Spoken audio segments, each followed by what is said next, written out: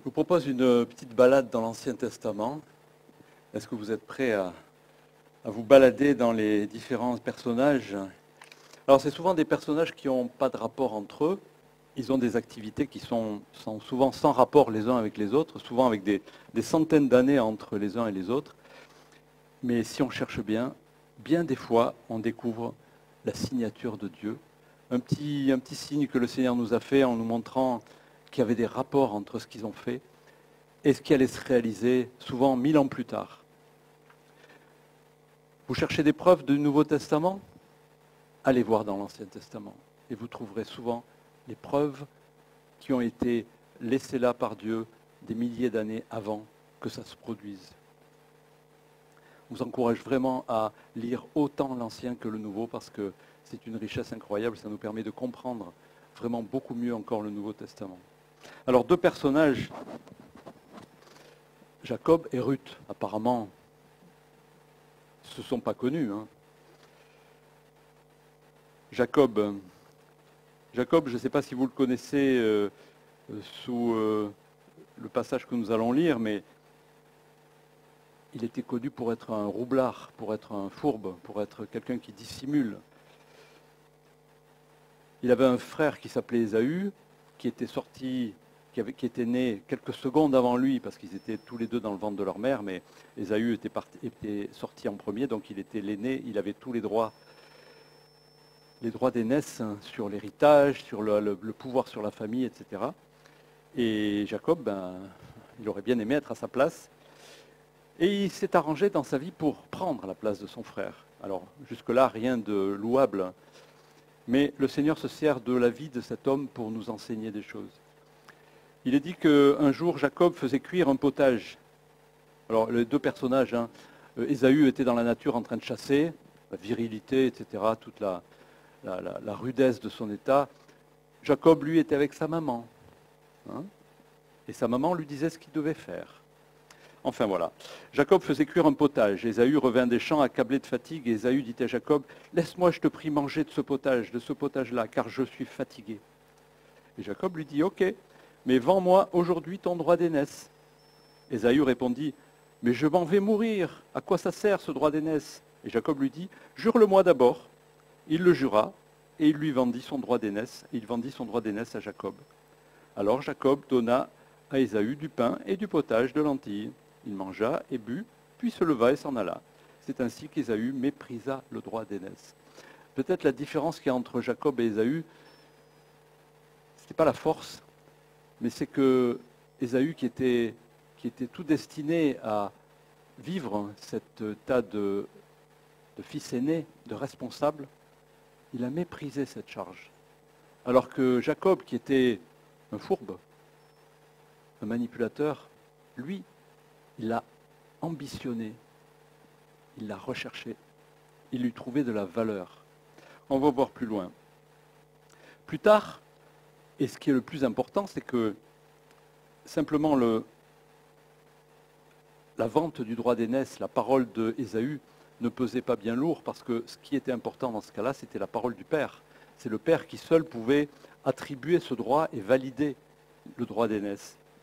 Alors il vint un temps où le père, Isaac, ne voyait plus grand-chose, et il appela Ésaü en lui disant « Va me chercher du gibier et fais-moi un plat comme j'aime, et là je te bénirai. » Et Ésaü est parti à la chasse.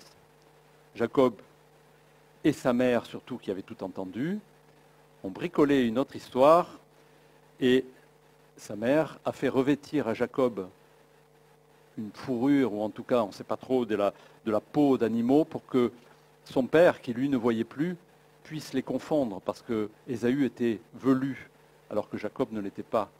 Et quand Jacob a apporté à la place de son frère le plat avec le gibier que sa mère avait fait cuire, alors que son frère était toujours dans la nature en train de chasser, eh bien,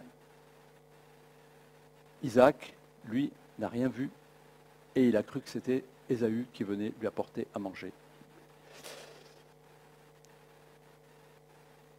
Et il est dit, Jacob vint vers son père et dit, « Mon père » Et Isaac lui dit, « Me voici, qui es-tu, mon fils ?» Parce qu'il ne voyait plus. Jacob répondit à son père, « Je suis Ésaü, ton fils aîné. J'ai fait ce que tu m'as dit. Lève-toi, je te prie, assieds-toi et mange de mon gibier, afin que mon âme te bénisse, que ton âme ne me bénisse. Isaac dit à son fils, « Eh quoi, tu en as déjà trouvé, mon fils ?» Et Jacob répondit, « C'est que l'Éternel, mon Dieu, m'a fait venir vers moi. » Isaac dit à Jacob, « Approche donc et que je te touche, mon fils, afin de savoir si tu es mon fils Ésaü ou non. » Jacob s'approcha d'Isaac, son père, qui le toucha, et il dit, « La voix est celle de Jacob, mais les mains sont celles d'Ésaü. » Il ne le reconnut pas parce que ses mains étaient velues. Mais comme les mains d'Ésaü, son frère, et il le bénit.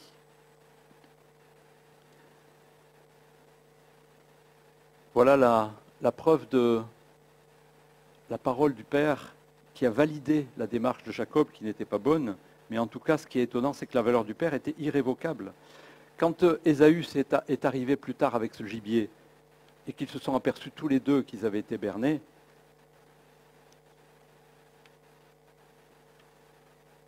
Isaac a dit à son fils, « J'ai mangé de tout avant que tu viennes, et je l'ai béni, j'ai béni ton frère. Aussi sera-t-il béni. » Ça veut dire que même si Isaac regrettait ce qui s'était passé, il ne pouvait plus revenir en arrière. Il avait béni son fils à tort, et son fils allait être béni. Isaac dit, « Ton frère est venu avec ruse, et il a enlevé ta bénédiction. » Alors c'est intéressant d'étudier ce passage de déguisement, on va dire, de Jacob, parce que c'est souvent des actes anodins, mais on en découvre la portée 1800 ans après. Parce que ce texte, on peut y trouver un sens particulier quand on envisage la croix, la démarche de Jésus pour nous. Souvent, la bonté de Dieu est mal appréhendée. Quand on se tourne vers lui en lui disant « Seigneur, j'ai péché », Dieu ne nous excuse pas. Excuser, ça voudrait dire que finalement, ce n'était pas si grave. Non. Dieu ne peut pas dire ça, parce que sinon il contredirait la loi. Et Dieu, tout puissant qu'il est, ne peut pas se contredire. Il y a des choses que Dieu ne peut pas faire. C'est se contredire lui-même. Or, il a établi la loi, il ne peut que la faire accomplir. Il ne peut pas la nier. Mais il nous pardonne. Alors comment fait-il? Il ne peut pardonner que si quelqu'un paye. Dieu est obligé de toute manière de faire payer quelqu'un pour la faute que nous avons faite. Ça, je pense que nous l'avons tous compris. Mais Dieu ne peut pas faire que nous n'ayons pas péché. Il ne peut pas transformer notre passé. Il peut effacer dans sa mémoire, il peut effacer dans notre mémoire notre péché, mais dans la mesure où quelqu'un d'autre l'aura payé, de toute façon. Quelqu'un doit payer à notre place. Alors ça, vous le savez tous, mais c'est un petit peu pour cerner la valeur juridique de ce terme de péché. Dieu est juge, effectivement, mais le juge ne peut pas effacer la loi. Il doit choisir quelqu'un à notre place, et vous le savez tous, il a choisi Jésus-Christ. Jésus-Christ, Jésus-Christ, quand Jésus est venu face aux pharisiens, il leur a dit, mais je ne suis pas venu abolir la loi. Quand Jésus a dit à quelqu'un, tes péchés sont pardonnés, il a été repris par les pharisiens qui ont dit, mais seul Dieu peut dire ça. Mais je suis censé dire, je suis presque prêt à dire, même Dieu ne peut pas dire ça si quelqu'un ne paye pas le péché qui a été commis. Jésus n'est pas venu abolir la loi, il est venu l'accomplir. C'est-à-dire qu'il n'est pas venu en disant, bon, on laisse tout de côté ces bidons, allez, à la poubelle, maintenant je vais vous donner une autre doctrine de vie. Non, pas du tout. Ce qui était là va être accompli. Et comme les hommes ne pouvaient pas l'accomplir, il a décidé de l'accomplir à notre place. À ses yeux, aux yeux de Dieu, nous sommes toujours des pécheurs, même si nous sommes convertis. Mais nous sommes revêtus de la présence de Dieu, de Jésus, nous sommes revêtus du nom de Jésus, et à ces yeux-là, à ce titre-là, il peut nous accepter. Que s'est-il passé avec Jacob? Il a été revêtu de l'apparence d'Ésaü. Et son père, en ne voyant que Ésaü à la place de Jacob, l'a béni. Et Jacob a été béni à la place d'Ésaü, parce que Isaac n'a pas vu quel était l'homme qui venait se faire bénir. De la même manière, nous nous présentons devant Dieu avec la couverture de Jésus-Christ sur nous. Nous ne pouvons pas être devant lui sans être accepté par lui dans sa présence. Vous savez que l'homme ne peut pas être dans la présence de Dieu, excepté s'il est couvert par la personne de Jésus.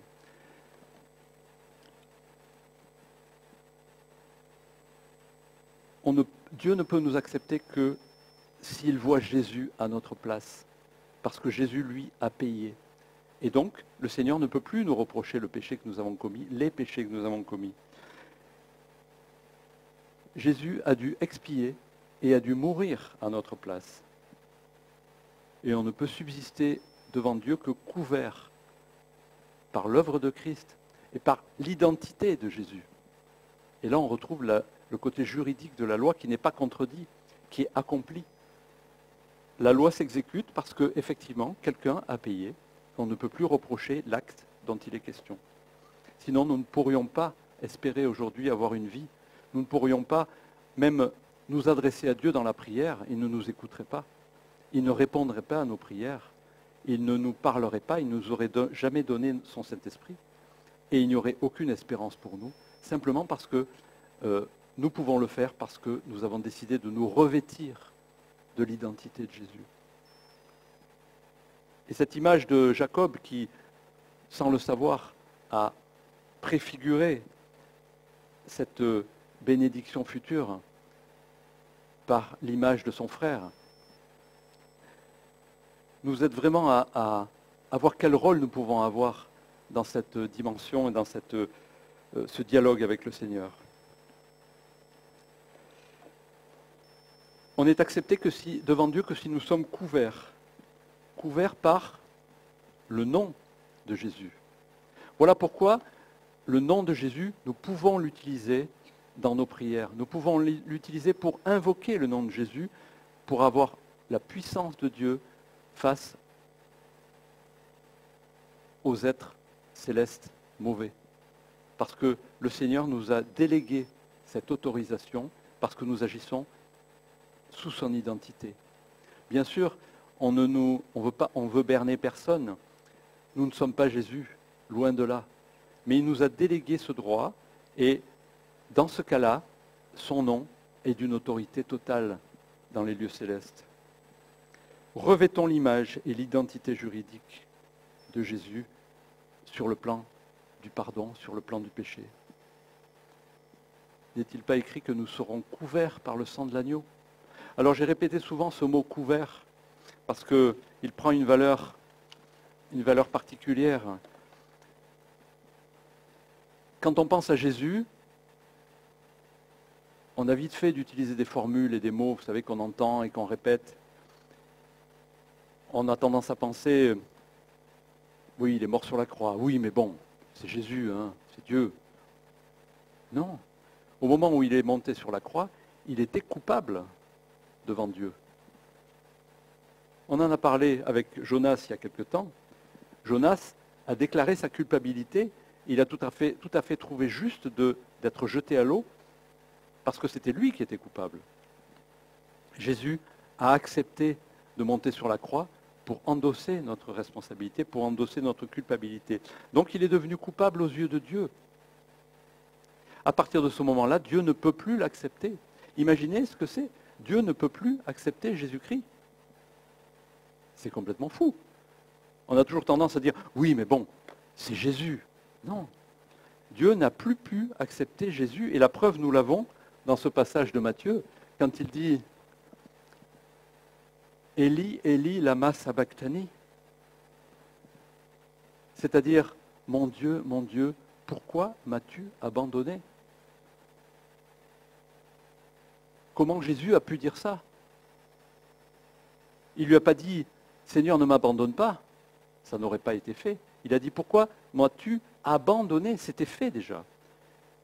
On n'imagine pas ce qu'a dû sentir le Seigneur sur la croix, en plus de la douleur, ce fait d'être coupé de Dieu. Ça explique vraiment ce cri que le Seigneur a lancé à son Père. Parce que pour lui, à ce moment-là, on peut se poser la question, est-ce qu'il y avait encore une grâce possible pour sauver Jésus? C'est pas évident. Il aurait fallu que quelqu'un d'autre paye. Il n'y avait personne d'autre au-dessus. Alors ça reste un mystère, parce que 3 jours après, il est ressuscité. Mais ce Jésus en tant que fils de l'homme, et dans toute sa sensibilité sur la croix, sa sensibilité d'homme aussi, qui a dû souffrir le péché de millions d'hommes, il est mort. Il est mort coupé de Dieu. Et c'est cette chose qui nous a, ce caractère de ce moment-là, cet instant précis, qui nous a permis d'être sauvés nous-mêmes.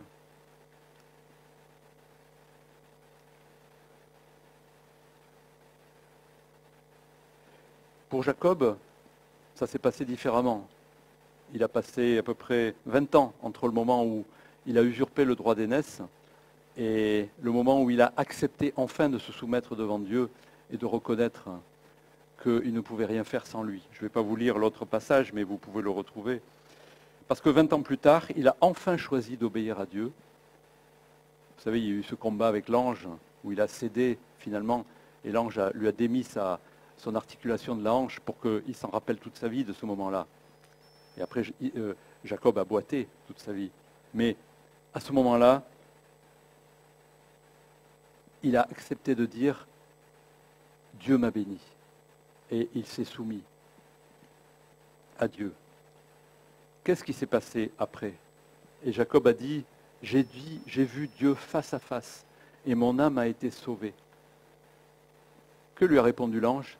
« Ton nom ne sera plus Jacob, mais tu seras appelé Israël ».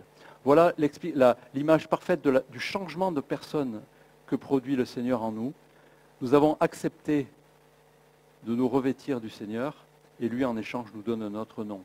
Il nous donne une autre identité face à la loi, ce qui fait que nous pouvons enfin être sauvés. Nous pouvons enfin être pardonnés, malgré ce que nous avons fait. 400 ans plus tard, une autre personne, Ruth, nous donne une image similaire d'un changement d'identité. Ruth était en exil avec sa belle-mère et elles sont rentrées en Israël. Sa belle-mère était probablement ruinée, elle avait perdu son mari, donc n'étant même pas juive elle-même, elle n'avait aucun droit et elle souhaitait être sauvée dans le sens, on va dire, civil du terme, avoir un avenir. Mais elle avait aussi une ambition, c'est d'avoir le même Dieu que sa belle-mère. Et elle lui a dit elle-même, « Où tu iras, j'irai. Où tu demeureras, je demeurerai. Ton peuple sera mon peuple, et ton Dieu sera mon Dieu. » Voilà la démarche de Ruth. C'est une question c'est presque une adoption qu'elle cherchait. Une adoption civile, juridique encore, mais elle ambitionnait aussi le salut qui venait de Dieu, de ce Dieu dont elle n'était pas la fille, mais dont elle souhaitait être l'enfant. Elle souhaitait cette adoption légale. Alors il y avait une tradition en Israël qui fait qu'un frère pouvait racheter sa belle-sœur si son frère était mort, et elle a fait cette démarche. Vous connaissez tous ce passage où Boz, qui était parent et qui avait le droit de rachat sur Ruth, était en train de couper son blé, de rassembler la moisson, et sous les conseils de sa belle-mère, là encore, les bons conseils de la maman, elle est descendue sur l'aire et elle a fait tout ce qu'a dit sa belle-mère. Boz mangea et but et son cœur était joyeux. Il alla se coucher à l'extrémité d'une tas de gerbes. Ruth vint alors tout doucement, pendant qu'il dormait, découvrit ses pieds et se coucha. Au milieu de la nuit, cet homme eut une frayeur, il se pencha et voici une femme était couchée à ses pieds. Il lui dit, « Qui es-tu » Elle répondit, « Je suis Ruth, ta servante. Étends ton aile sur ta servante, car tu as le droit de rachat. » On retrouve le même concept d'être couvert par. Et cette tradition de solliciter la couverture, le rachat d'un proche de la famille a été illustrée par ce côté « je découvre tes pieds ». Qu'est-ce qu'elle a fait? Elle a soulevé la couverture des pieds de Boz qui dormait, elle s'est allongée à ses pieds et elle a rabattu la couverture un peu sur elle pour donner cette image de « j'ai besoin que tu me couvres, j'ai besoin de faire partie de ta famille ». Et ça a tout été compris par Boz quand il s'est réveillé, quand elle lui a dit « étends ton aile sur ta servante, car tu as le droit de rachat ». Et il a accepté. Plus tard, Boz a déclaré publiquement ce qui s'était passé. Il a dit « je me suis également acquis pour femme Ruth, la Moabite, pour relever le nom du défunt de son héritage, c'est-à-dire son frère, et afin que le nom du défunt ne soit pas retranché d'entre les frères. » Vous voyez ce côté adopté pour ne pas être perdu. Et on retrouve cette idée d'être couvert par. Jacob s'était couvert par l'apparence velue de son frère pour être sauvé par son père, pour avoir ce droit d'aînesse. Ruth a demandé à Boz de la couvrir pour la mettre dans sa famille et pour l'adopter aussi, afin qu'elle soit sauvée. Ces deux hommes, enfin cette femme et cet homme ont été dans la généalogie de Jésus. C'est pas rien. Jacob, qui était un fourbe, s'est retrouvé être fils d'eux et père de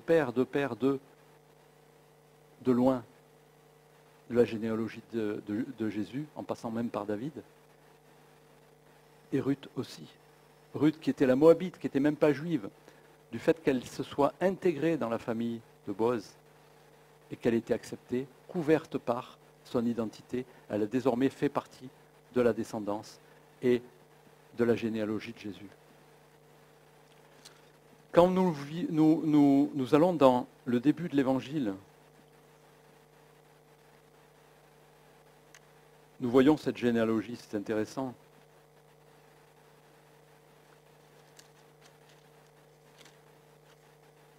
Il y aurait tellement à dire là-dessus.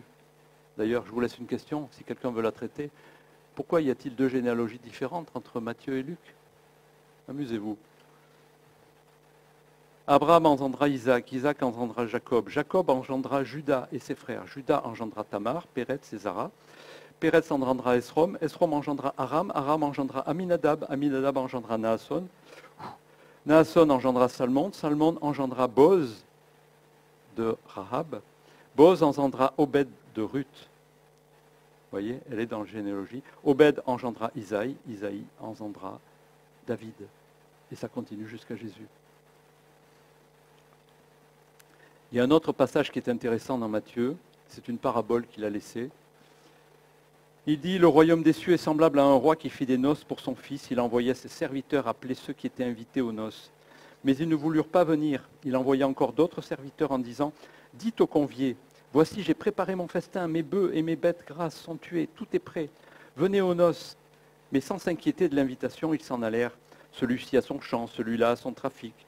Et les autres se saisirent des serviteurs, les outragèrent et les tuèrent. Le roi fut irrité, il envoya ses troupes, fit périr les meurtriers et brûla leur ville. Alors dit à ses serviteurs, les noces sont prêtes, mais les conviés n'en étaient pas dignes. Allez donc dans les carrefours, appelez aux noces tous ceux que vous trouverez. Ses serviteurs allèrent dans les chemins, rassemblèrent tous ceux qu'ils trouvèrent, méchants et bons. Il est même dit dans un autre passage, dans Luc, des paralysés, des mendiants. Et la salle de noces fut pleine de convives. Le roi entra pour voir ceux qui étaient à table. Et il aperçut là un homme qui n'avait pas revêtu un habit de noces. Et il lui dit, « Mon ami, comment es-tu entré ici sans avoir un habit de noces ?» Cet homme eut la bouche fermée. Alors le roi dit au serviteur, « Liez-lui les pieds et les mains et jetez-le dans les ténèbres du dehors, où il y aura des pleurs et des grincements de dents. » On aurait tendance à se dire, bon c'est bien pour ceux qui avaient les moyens de se payer un costume, mais comment peut-il en vouloir à quelqu'un qui n'en avait pas? Mais quand on voit qu'il avait envoyé ses serviteurs récupérer des mendiants, des gens qui étaient à terre, paralysés, malades. Je ne pense pas que cela, ils pouvaient leur reprocher de ne pas avoir de costume. Et on retrouve là le passage qui a été lu tout à l'heure de Zacharie, où l'ange de l'Éternel couvre d'un costume de fête celui qui est coupable.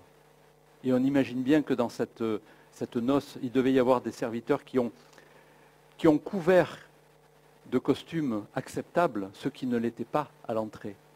Et là, quand le roi a vu cet homme qui était répréhensible, il l'était pourquoi?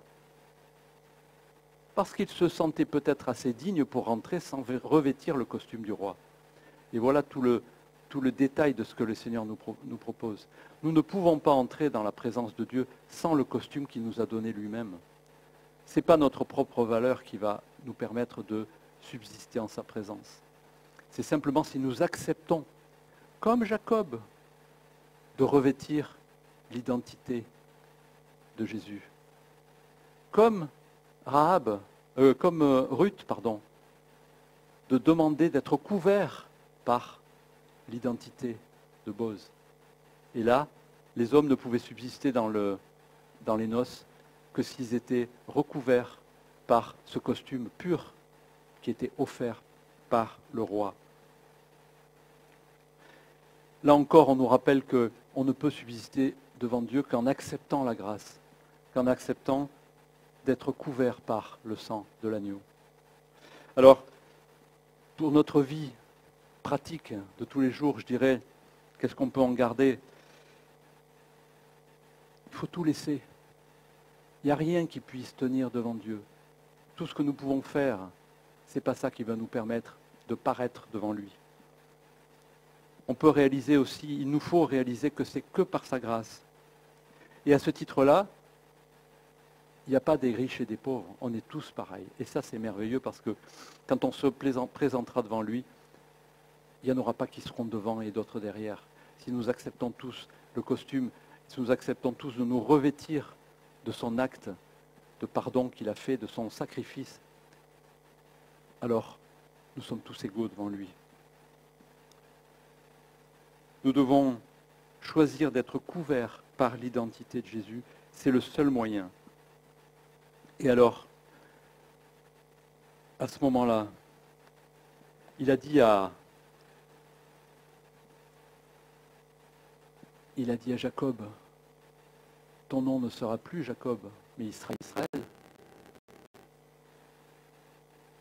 Il l'a dit à Pierre, il l'a dit à Paul.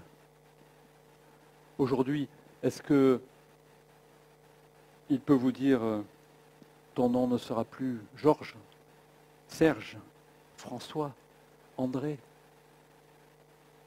Antoine, Jean-Pierre, mais ton nom sera... Il n'y a que le Seigneur qui peut vous le dire dans votre cœur. Mais je suis persuadé que si vous avez déjà donné votre vie au Seigneur, il vous l'a déjà dit. Et ce nom seul, il n'y a que lui qui le connaît, mais il est le reflet de tout ce qu'il voit en vous et qui n'est pas terrestre.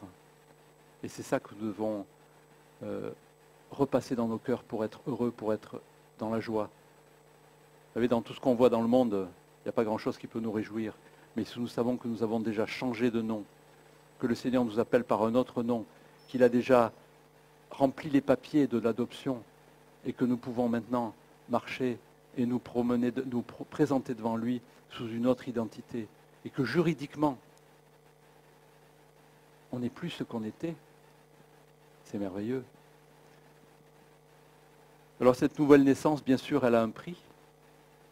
Et ce prix, c'est ce cri qu'il a poussé et que nous devons peut-être aussi toujours, dont nous devons toujours peut-être nous souvenir, parce que c'est à ce prix-là que nous pouvons être sauvés, quand il, lui, a été abandonné par son Père.